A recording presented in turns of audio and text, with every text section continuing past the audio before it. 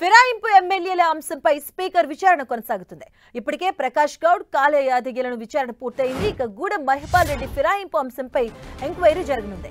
Prakash Goud, కాళే యాదగిలపై Kalvakuntla Sanjay, Chinta Prabhakar petition దాఖలు చేయగా speaker cross examination చేశారు.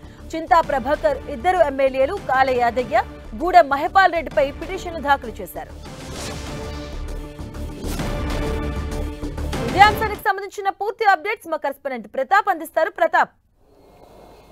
ఫిరాయింపు ఎమ్మెల్యేలకు సంబంధించి క్రాస్ ఎగ్జామినేషన్ కొనసాగుతుంది. ఉదయం 11 గంటలకు ప్రకాష్ గౌడ్ అటెండ్ కావడం జరిగింది. ఎవరైతే బీఆర్ఎస్ పార్టీ నుంచి కాంగ్రెస్ పార్టీలో చేరి ఫిరాయింపులకు పాల్పడినట్టుగా ఆరోపణలు ఎదుర్కొంటున్నారో ఆ 10 మందికి సంబంధించి ఇప్పటికే బీఆర్ఎస్ పార్టీ సుప్రీంకోర్టును ఆశ్రయించిన నేపథ్యంలో సుప్రీంకోర్టు కూడా ఈ అంశానికి సంబంధించి 3 నెలల్లో ఈ అంశాన్ని వ్యవహారాన్ని తేల్చాలని చెప్పేసి ఇప్పటికే స్పీకర్ కూడా ఆదేశాలు ఇవ్వడం జరిగింది. అందులో భాగంగా స్పీకర్ కూడా ఇప్పటివరకు వీరికి ఎవరెవరైతే ఫిరాయింపు ఆరోపణలు ఎదుర్కొంటారో వారందరికీ కూడా నోటీసులు ఇచ్చారు. ఆ నోటీసులో భాగంగా ఇప్పటికే వారంతా కూడా అఫిడవిట్ రూపంలో మరి సమాధానాలు కూడా ఇచ్చారు. కాబట్టి ఆ అఫిడవిట్ల రూపంలో ఇచ్చిన సమాధానాలకు సంబంధించి క్రాస్ ఎగ్జామినేషన్ ఇప్పుడు స్పీకర్ చేస్తున్నారు. వరుసగా ఈరోజు 4 ఎమ్మెల్యేలను అయితే ఈరోజు స్పీకర్ క్రాస్ ఎగ్జామినేషన్ కు పిలవడం జరిగింది. ప్రకాష్ గౌడ్, అదేవిధంగా కాళే యాదయ్య, గూడెం మహిపాల్ రెడ్డి, బండ్ల కృష్ణమోహన్ రెడ్డి ఈ 4ని ఈరోజు క్రాస్ ఎగ్జామినేషన్ కు పిలవడం జరిగింది. క్రాస్ ఎగ్జామినేషన్ లో భాగంగా ఎవరైతే పిటిషన్ వేశారో ఆ బీఆర్ఎస్ పార్టీ నుంచి ఎమ్మెల్యేలు వారిని కూడా ఈరోజు క్రాస్ ఎగ్జామినేషన్ కు పిలవడం జరిగింది. ఎవరైతే ముఖ్యంగా ప్రకాష్ గౌడ్ విషయంలో కేసు వేసిన కల్వకుంట్ల సంజయ్ని కూడా క్రాస్ ఎగ్జామినేషన్ కు పిలిచి వారి ఇద్దరు సమక్షంలో ఈరోజు క్రాస్ ఎగ్జామినేషన్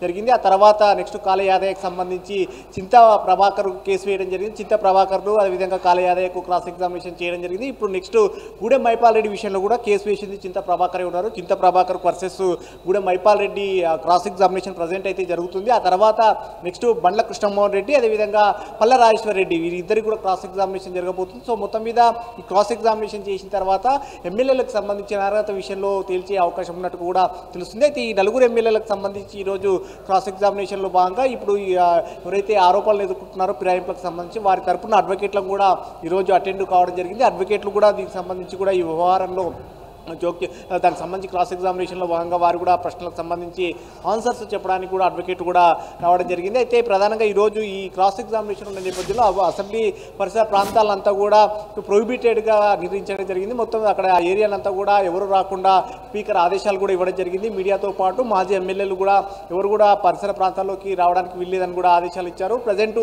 ఎమ్మెల్యేలుగా ఉన్నవారు వారి ఎల్పీ కార్యాలయానికి మాత్రమే పరిమితం కావాలి. ట్రిబ్యునల్ కోర్టు విచారణ జరుగుతుంది కాబట్టి ఈ పరిస్థితుల నేపథ్యంలో ఎవరు కూడా లోపలికి అలో లేదంటూ కూడా ఇప్పటికీ ఆదేశాలు ఇచ్చారు. సో ఈ నేపథ్యంలో ఈరోజు 4 జరుగుతున్న పరిస్థితి ఉంది. ఈ 4కి సంబంధించి నెక్స్ట్ ఫర్దర్గా మరోసారి కూడా వీరికి క్రాస్ ఎగ్జామినేషన్ ఉండబోతుంది. అయితే దీనికి సంబంధించి అక్టోబర్ 1న ఎల్లుండి మరోసారి కూడా వీరి క్రాస్ ఎగ్జామినేషన్ ఉంటుంది. ఇది విచారణ జరిగిన తర్వాత నెక్స్ట్ మిగతా ఎమ్మెల్యేలకు సంబంధించి మొత్తం 10 మంది ఆరోపణలు ఎదుర్కొంటున్నారు కాబట్టి వీరిలో 8 మంది మాత్రమే అఫిడవిట్ వేశారు. 8 మందికి సంబంధించి క్రాస్ ఎగ్జామినేషన్ చేయబోతున్నారు. మిగతా ఇద్దరికి సంబంధించి ఎవరైతే దానం నాగేందర్ కానీ అదేవిధంగా కడియం శ్రీ గారి వీరిద్దరు అఫిడవిట్లు ఇవ్వలేదని కూడా తెలుస్తుంది. దీనికి సంబంధించి స్పీకర్ ఎలాంటి నిర్ణయం తీసుకుంటారనేది కూడా చూడాల్సి ఉంటుంది. సో మొత్తం మీద ఇప్పుడు ఈ అఫిడవిట్లు ఇచ్చిన ఈ ఎమ్మెల్యేలకు సంబంధించిన క్రాస్ ఎగ్జామినేషన్ ఉంటుంది. అక్టోబర్ 6 వరకు కూడా ఈ క్రాస్ ఎగ్జామినేషన్ ఉంటుంది.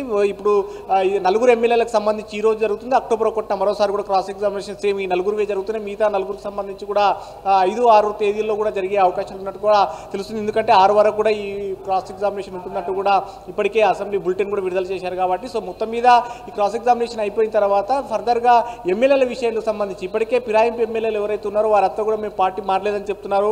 మరోవైపు ఎమ్మెల్యేలంతా కూడా పార్టీ మారినట్టుగా కూడా బీఆర్ఎస్ పార్టీ నుంచి కేసులు వేసిన ఎమ్మెల్యేలు ఉన్నారో వారంతా కూడా ఎవిడెన్స్ కూడా అన్ని సమర్పించడం జరిగింది. కాబట్టి ఈరోజు ఆ ఎవిడెన్స్ విషయంలో కానీ ఈ అంశాలకు సంబంధించి దానిపైన కూడా క్రాస్ ఎగ్జామినేషన్ జరుగుతుంది. సో ఈ మొత్తం మీద ఈ వ్యవహారం అంతా జరిగిన తర్వాత స్పీకర్ వీరి విషయంలో ఒక నిర్ణయం తీసుకునే అవకాశం ఉంటుంది. Right, thank you Pratap.